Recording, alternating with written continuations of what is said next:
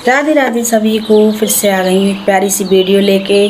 अगर आपको पसंद आए तो कमेंट्स में राधे राधे लिखिए और पेज को फॉलो करना मत भूलिए और ऐसे ही सपोर्ट करते रहिए। जय श्री कृष्णा।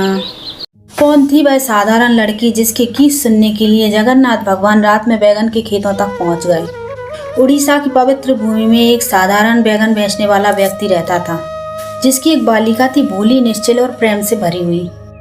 संसार की दृष्टि में वह बस एक गरीब सब्जी बेचने वाली थी, पर भीतर उसका हृदय भक्ति के रत्नों से भरा था। उसे संत गोविंद जयदेव स्वामी जी के गीत गोविंद के पद इतने प्रिय थे कि वह दिन रात उसे गुनगुनाती रहती थी। उसके स्वर में कोई शास्त्रीय लय नहीं थी, पर भक्ति की मिठास थी जो सीधे जगन्नाथ भगवान के हृदय में पहुंचती थी। वह अपने माता पिता की सेवा करती, घर का सारा काम निपटाती और फिर प्रेम से जयदेव जयदेव गाती। एक दिन पूर्णिमा की रात उसके पिता ने उसे पुकारा, बेटी चांदनी अभी उजली है, जाकर बैगन तोड़ना, सुबह मंडी ले जाना है। वह नींदी आंखों से उठी, लेकिन मुख पर वह भक्ति का गीत था। वह खेतों में पहुंची और वही गीत गुनगुनाते हुए बैगन तोड़ने लगी। उसके हर शब्द में प्रेम का झरना बह रहा था और वही प्रेम भगवान जगन्नाथ को खींच लाया। वे अपने दिव्य स्वरूप में खेत में पहुंचे, उस बाला के पीछे नाचते हुए जैसे एक प्रेम मग्न बालक हो। उनके पीताम्बर के रेशे बैगन के कांटों में उलझते रहे और उनको होश कहाँ था। भक्त और भगवान दोनों एक दूसरे में खोए हुए थे।